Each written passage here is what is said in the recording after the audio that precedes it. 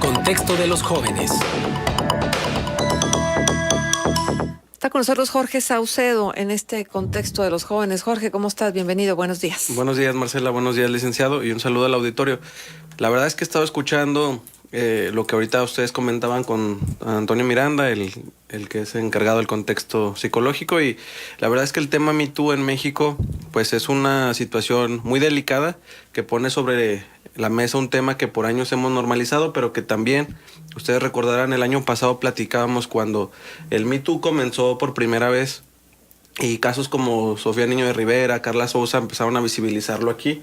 Ahora vemos como en este 21 de marzo que comienza el Me Too, pero a través de Twitter, con distintos posicionamientos desde cuentas, desde escritores, músicos, activistas de derechos humanos, periodistas, pues van develándose distintas situaciones de acoso sexual, violencia de género y violencia sexual, lo cual es pues delicado. Creo que lo importante, y Marcela lo comentaba hace un momento con Antonio, es que este tipo de situaciones, como la que pasó lamentablemente con Armando Vega Gil, ponen en entredicho el movimiento y hacen que un movimiento que tenía un sentido no solo en México, porque hay que tener en cuenta que el movimiento Me Too es un movimiento a nivel mundial, pues puede llegar a perder un sentido, ¿no?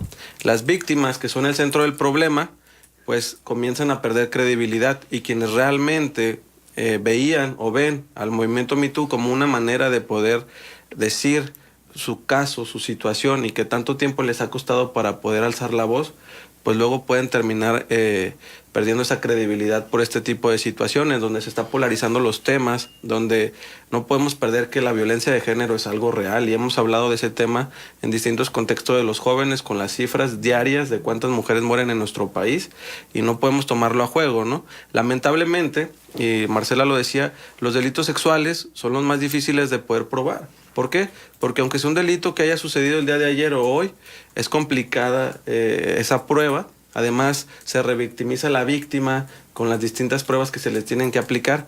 Y ahora hablemos de un delito que sucedió hace años, pues es complicado porque también no había los medios de comunicación que hay ahorita. Por ejemplo, si alguien en este momento decide acosarte a través de redes sociales o por WhatsApp, pues por lo menos tienen los screenshots. Pero anteriormente, cuando esto pasaba, es complicado porque a lo mejor no había nadie cuando tu acosador lo hacía, o si había alguien, prefieren no decirlo, ¿no? Porque consideran que no es correcto. Entonces, pues claro, yo creo que esta parte de decir que las instituciones deben encargarse de esto, que el Estado es el responsable tanto de atender la violencia de género como el tema del suicidio de Armando Vega Gil, pues sí es responsable, pero hemos visto un Estado que está rebasado, y por eso las víctimas han optado por estos espacios para denunciar, que lamentablemente al hacer eso, pues uno de los principales principios del derecho es la presunción de inocencia, ¿no? Que aquí es donde empieza este debate entre qué es más importante, la presunción de inocencia de una persona, o el que la víctima, que por tanto tiempo ha callado y ha sufrido, tenga un espacio como las redes sociales para decir lo que sucedió, ¿no? Jorge, es que yo entiendo que la dinámica de los jóvenes ahora es muy distinta, y entiendo que las redes sociales los empoderan, y voy a hablar así, Sí. como a distancia, a los jóvenes, los empoderan, sienten valentía, sienten protección, el anonimato luego es una ventaja para decir muchas cosas, pero una vez más, insisto, ¿es el lugar idóneo para hacerlo? ¿Es ahí donde tiene que ocurrir la vida, en las redes sociales? ¿Por qué no acudir a otro tipo de instancias, inclusive? Ya entiendo muy bien, y yo quisiera ponerme los zapatos de estas mujeres para poder dimensionar lo que significa la revictimización, lo que significa el calvario para una mujer que quiere hacer una denuncia de esta naturaleza. Las dudas, las preguntas muchas veces tendenciosas, el juicio que se hace en los espacios que no deberían de ser de juicio, sino simplemente de aceptar la denuncia y ponerla para que el juzgador luego sea el que opine. Pero ¿es en las redes sociales? Yo pienso, en primer lugar, que las autoridades no tienen una preparación en temas de género. Hay que tomar en cuenta que las autoridades tendrían que tener esta perspectiva de género, tanto los ministerios públicos como los jueces. Y dos, las redes sociales han servido porque, como bien lo dices, es una situación completamente distinta a hace años. ¿Y qué sucede? Que tal vez la víctima se siente empoderada en ese espacio al escuchar otros testimonios, ¿no? Al ver que no es la única y que también el anonimato le permite hacer una catarsis de su situación, que tal vez ella sabe que no va a tener una respuesta o una solución como es la justicia, pero que por lo menos ella pudo señalar a quien es su victimario, ¿no? Y luego se vuelve esta otra parte donde resulta que es la misma persona con varios casos y te das cuenta que no eres la única.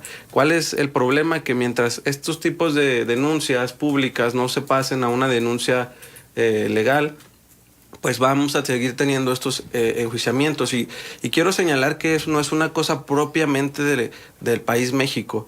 Tengo una amiga que estudia en Corea y me estaba platicando la situación que está pasando el K-pop. El K-pop, para quienes no saben qué es una música, es un estilo de música coreana, donde es de las más importantes a nivel mundial. Hay mucha gente que le gusta aquí en México, sobre todo jóvenes, y los grandes músicos y cantantes de estas agrupaciones han estado sumergidos en escándalos sexuales similares a los que son denunciados en el Me Too, donde hay presuntas violaciones, donde hay donde se pasan packs, lo que hablábamos en el contexto pasado, y donde además forman parte de grupos de personas que se dedican a la prostitución. Entonces, es una situación que está pasando no solo en México, está pasando a nivel mundial y que debemos de preguntarnos qué está pasando en el mundo, porque el mundo no es Twitter y la verdad es que si ayer veíamos Twitter, la manera en cómo se expresaban las personas de el suicidio de Armando Vega Gil es lamentable, ¿no? O sea, yo creo que hay que dejar en claro y sobre todo para que también el movimiento Me Too no se distorsione, pero sobre todo para darle su lugar a Armando Vega Gil es una cosa es el suicidio de él y otra cosa muy distinta es Me Too, ¿no? O sea, porque el querer involucrar una o con otra cosa... Pues no fue un show mediático, ¿no dicen que fue un show mediático? Sí, desde la cuenta del Me Too Músicos. ¿Sí? Claro, y aquí es donde hablamos de estos posicionamientos donde empiezan a quitarle esta credibilidad a los movimientos que son importantes porque esos movimientos han podido darle voz a muchas otras personas que pasan esto, pero al hacer este tipo de posicionamientos empieza a haber estos entredichos, ¿no? Bueno, pues ahí está la historia. Vamos a ver en qué deriva todo esto. Lo que sí es cierto es que como mujeres o como hombres, si hay alguna sensación o percepción de agresión de cualquier índole, creo que no nos podemos esperar a que la vida ocurra en las redes. Hay que ir y denunciar, claro, con la protección del respaldo de gente que nos quiera. Derechos Humanos está ahí. Hay diferentes instancias, ¿no? Y hay que acudirlo. Sí, bueno, yo quiero señalar dos cosas, tanto esta parte del movimiento Me Too, pero también hay que recordar a la chica que hace una semana se quitó la vida. Ella había sido víctima de los PACs y al hacerse público esta situación, pues ella también decidió quitarse la vida y lo lamentable en esta situación, además de que ella perdió la vida, es cómo las personas que habían pasado el PAC todavía lo seguían pasando y la gente decía, bueno, ya se murió, pues que pasen ahora el PAC, ¿no? O sea, te das cuenta de ese linchamiento mediático en las redes sociales que realmente te preguntas dónde está la humanidad, ¿no? O sea... ¿Y si te pasara a ti? O sea, ¿por qué no somos capaces de ser empáticos? ¿Qué sucedería si tú fueras el protagonista o la protagonista de esta historia? Que yo fuera el que está siendo denunciado públicamente. Pues bueno, yo creo que aquí las personas pueden denunciarte públicamente. Claro que habrá quienes digan, ay, pues sí es o no es verdad, pero también pesa mucho y me acuerdo en el Me Too cuando comenzamos a hablar de esto, un caso que fue muy sonado mediáticamente hablando, donde las mismas mujeres salían a abogar por la persona, ¿no? Decían, esto no pasó. Probablemente quienes te conocen van a saber que ese caso no es así y si la víctima considera que es así, pues hay que respetar a la víctima, ¿no? Habrá que ver estos procesos, pero como bien lo dijo Toño Miranda, al hacer este tipo de denuncias sin tener un poco de conciencia o de filtro, terminas a lo mejor también dañando la vida de una persona, ¿no? O sea, el perder el trabajo, el perder la credibilidad, el daño que le puedes ocasionar a una familia, ¿no? Que aquí Hay una pregunta para ti precisamente de Radio Escucha a propósito de este tema, Y dice, entonces para el colaborador el fin justifica los medios, es decir, el hecho de que se calumnie o que haya suicidio son daños colaterales que debemos soportar en aras del Me Too. No, claro que no. O sea, yo creo que por eso señalaba una distancia entre el Me Too y el caso de Armando Gil. O sea, también hay que tomar en cuenta que el caso de Armando Gil es una cosa y la situación del Me Too es otra cosa. Que tengan una correlación por la denuncia que se hizo, pues eso es lo importante del tema. Pero eso no significa que sea la única razón por la cual él se quitó la vida. Que hay que leer muy bien el posicionamiento que él hizo a través de sus redes sociales para poder entenderlo, ¿no? O sea, el señalamiento, por ejemplo, que marca Lidia Cacho a través de sus tweets, hace un segundo tweet donde dice: hay que leer muy bien el mensaje de Armando para entenderlo, ¿no? Entonces, yo no creo que el fin justifique los medios, ni que muchísimo menos un movimiento tenga la calidad para decir que la vida de una persona vale un movimiento, sino por el contrario, creo que los movimientos deben de llevar acciones concretas y las acciones concretas son las denuncias también legales para que pueda haber justicia tanto para las víctimas, así también como para quienes sufren este tipo de situaciones. Bien. Pues muchísimas gracias, Jorge, por tu presencia con nosotros. ¿Nos dejas punto de contacto? Claro que sí, en Twitter es @JorgeInformando y en Facebook Jorge Saucedo. Bien, pues muchísimas gracias por estar con nosotros.